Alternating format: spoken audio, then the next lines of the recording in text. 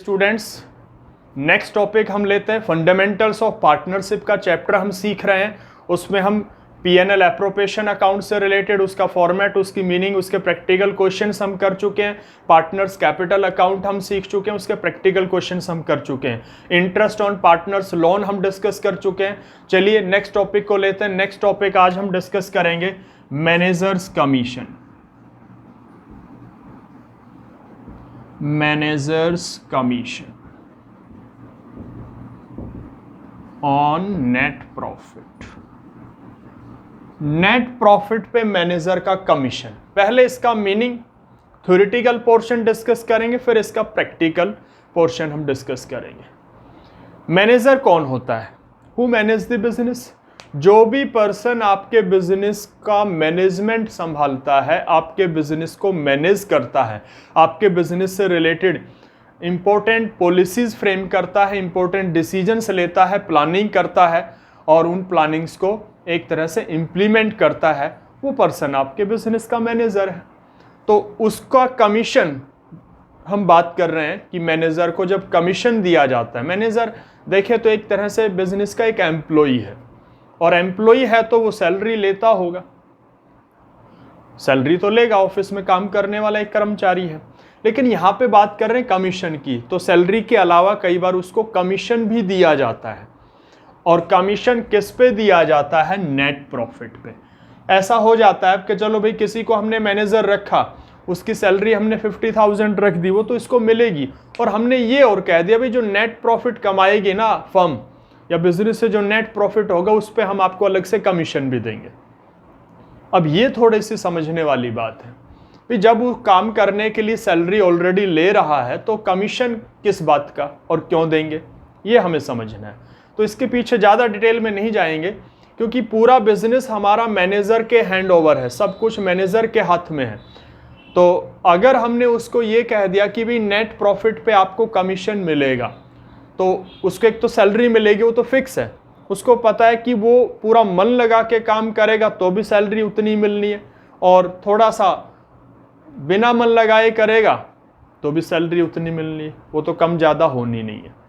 तो फिर वो ज़्यादा मन क्यों लगाएगा? जब सैलरी उतनी मिलनी है तो आराम से काम करेगा, ज़्यादा टेंशन क्यों लेगा, ज़्यादा हार्ड वर्किंग क्यों करेगा। और हमने कह दिया कि भाई आपको नेट प्रॉफिट पे कमीशन भी मिलेगा, तो ये पैसा उसका फालतू हो गया, और हर कोई चाहता है कि पैसा ज़्यादा से ज़्यादा कमाए। दूसरा, ये प्रॉफिट पे डिपेंड है, प्रॉफिट फिक्स होता नहीं है, तो वो चाहेगा उसका प्रॉफिट ज़्यादा हो बिजनेस का तो उसका कमीशन भी बढ़े। और बिजनेस किसके हाथ में? उसी के हाथ में, सब कुछ वही संभाल रहा है, तो वो कोशिश करेगा अपने कमीशन को बढ़ाने के लिए। किसको बढ़ाने की कोशिश करेगा? नेट प्रॉफिट को बढ़ाने की कोशिश करेगा। वो बिजनेस के लिए और मेहनत करेगा, अच्छा काम करेगा, ताकि बिजनेस ज़्यादा प्रॉफिट कमाए तो ज़्यादा मुझे कमीशन मिले। तो इससे फिर क्या है, पार्टनर्स को भी बेनिफिट होगा। फिर ज़्यादा प्रॉफिट होगा तो उसका कमीशन तो चलो उसको तो फ़ायदा हो रहा है, इससे प्रॉफिट बंटना किस में है आखिर में? पार्टनर्स में, तो पार्टनर्स को भी बेनिफिट होगा। तो इसलिए पार्टनर्स कई बार अपने मैनेजर को नेट प्रॉफिट पे अलग से कमीशन देते हैं। समझ गए कमीशन क्यों दिया जाता है? अब इसकी कैलकुलेशन की बात है। तीन चीजें, एक तो इसका मीनिंग हो गया, अभी हमने समझा कमीशन क्यों दिया जाता है। दूसरी चीज इसकी कैलकुलेशन समझेंगे, तीसरी चीज इसकी अकाउंटिंग समझेंगे। तो मीनिंग तो हमने डिस्कस कर लिया, अब आते हैं कैलकुलेशन पे। अब जो हम कमीशन देंगे आपके सिलेबस के अकॉर्डिंग, +1 में भी आपने पढ़ा है, ये एज इट इज सा ही टॉपिक है लगभग, मीनिंग और कैलकुलेशन के पॉइंट ऑफ व्यू से। आपने जो चैप्टर पढ़ा था +1 में, फाइनेंशियल स्टेटमेंट्स विद एडजस्टमेंट्स, उसमें ये एक एडजस्टमेंट आई थी मैनेजर कमीशन की, तो सेम वही है। तो मैनेजर कमीशन की हम बात करें, नेट प्रॉफिट पे दिया जाएगा। नेट प्रॉफिट क्वेश्चन में बता देगा, जो पीएनएल अकाउंट जब हम प्रिपेयर करते हैं तो उससे प्रॉफिट निकल के आता है, ठीक है। अब आपके सिलेबस में कमीशन निकालने के 2 मेथड्स उसने बताए हैं। एक बिफोर, डिटेल बता रहा हूं मैं, आपको चीजें समझनी है। बिफोर एंड आफ्टर के मेथड से कमीशन की कैलकुलेशन होगी, या कमीशन कैलकुलेट करने के, कमीशन देने के 2 मेथड हैं। बिफोर के अकॉर्डिंग कमीशन कैलकुलेट करके देना, आफ्टर के अकॉर्डिंग। बिफोर और आफ्टर का मतलब क्या, वो मैं समझा देता हूं। ये वर्ड आपको क्वेश्चन में थोड़े से ध्यान से देखने हैं। बिफोर के अकॉर्डिंग कैलकुलेट करवाएगा या आफ्टर के अकॉर्डिंग। जैसे एक छोटा सा एग्जांपल ले लेते हैं, किसी बिजनेस के प्रॉफिट हुए 60,000, कितने हुए 60। अब मैनेजर को कमीशन देना है। कमीशन कैसे कैलकुलेट करें?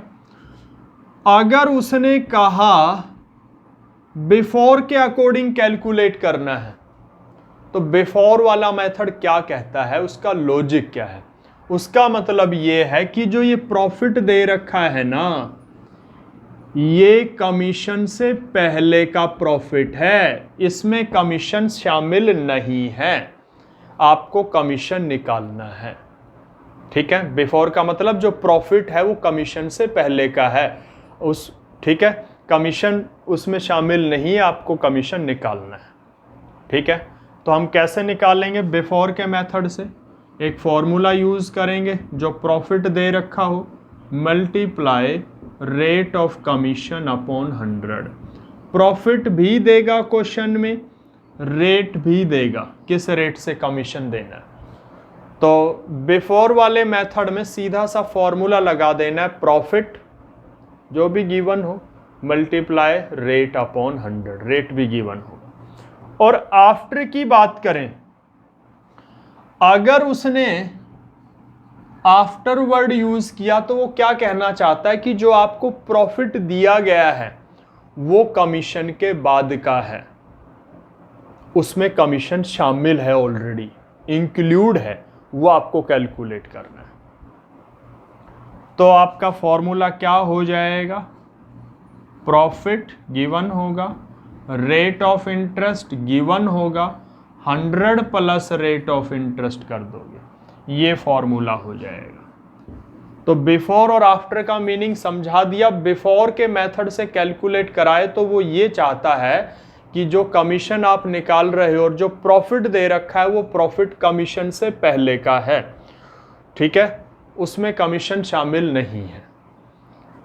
और आफ्टर की बात करें तो इसका मतलब जो प्रॉफिट दे रखा है वो कमीशन के बाद का है, उसमें कमीशन शामिल है ऑलरेडी, वो आपको पता करना है कितना है।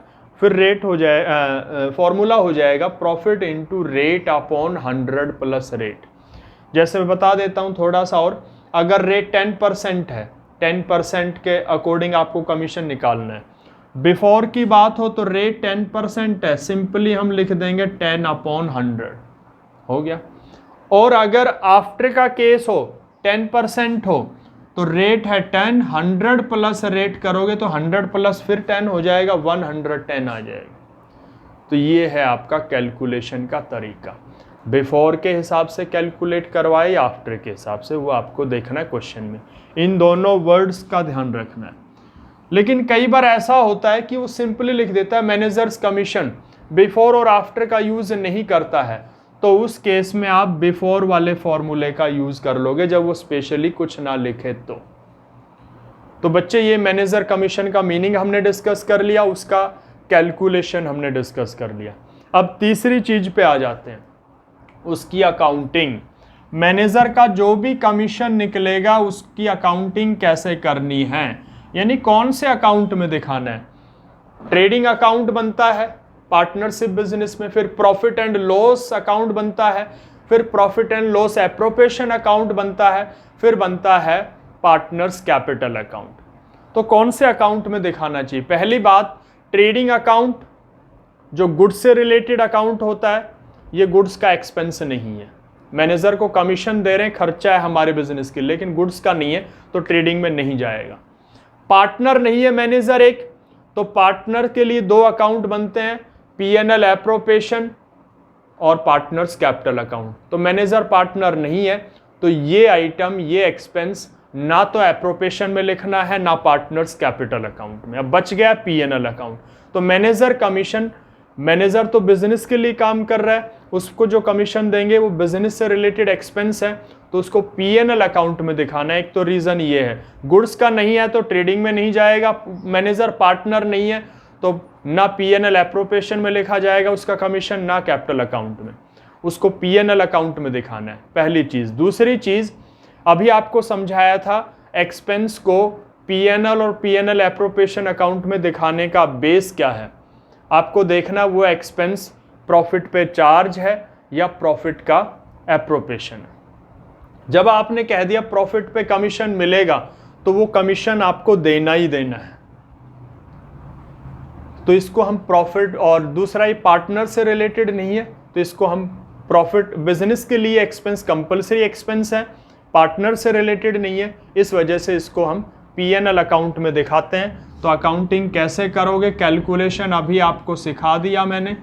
पीएनएल जहां भी मैनेजर कमीशन हो क्वेश्चन में, वहां आपको पीएनएल अकाउंट बनाना पड़ेगा पीएनएल एप्रोप्रिएशन से पहले। ये फॉर्मेट है particulars amount, particulars amount.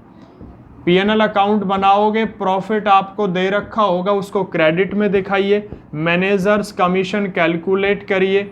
Manager का कमीशन बिजनेस के लिए एक्सपेंस होता है, एक्सपेंसेस अकाउंट में डेबिट में लिखे जाते हैं, इधर आप दिखा दोगे जो भी आएगा, और फिर इस अकाउंट को क्लोज कर देंगे।